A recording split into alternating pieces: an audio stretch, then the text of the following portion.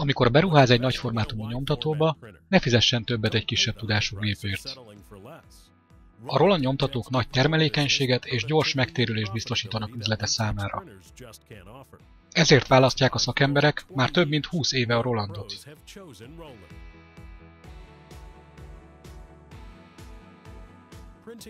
Napi 4 óra nyomtatás, 8 négyzetméter óránként, havonta 21 nappal számolva 4.800.000 forint éves festékköltséget jelent egy Rolanddal. Latex festékkel ez 6.400.000, és ehhez még hozzájön több mint 1.300.000 a cserélendő fejekre és fogyókopó alkatrészekre, amik egy latex nyomtató üzemeltetéséhez szükségesek.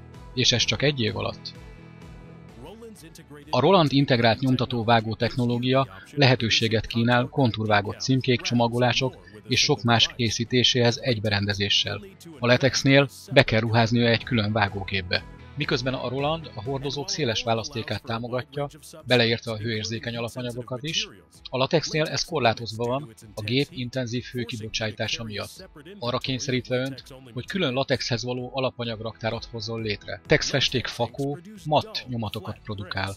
A Green Guard Gold tanúsítvánnyal rendelkező Roland EcoSol Max festék élénk színeket és széles színskálát nyújt. A 7 festékcsepp méret gondoskodik a finomabb részletekről és az egyenletesebb átmenetekről, míg a latex egy csepp mérettel rendelkezik.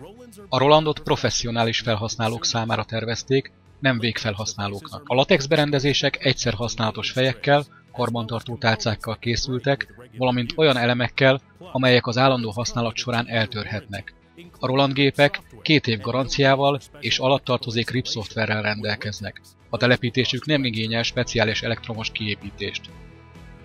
Szóval mielőtt elhinné a latex körüli felhajtást, tudja meg a tényeket. Sokkal nagyobb flexibilitás, sokkal több megtakarítás és nagyobb teljesítmény. Ezt ajánlja önnek a Roland.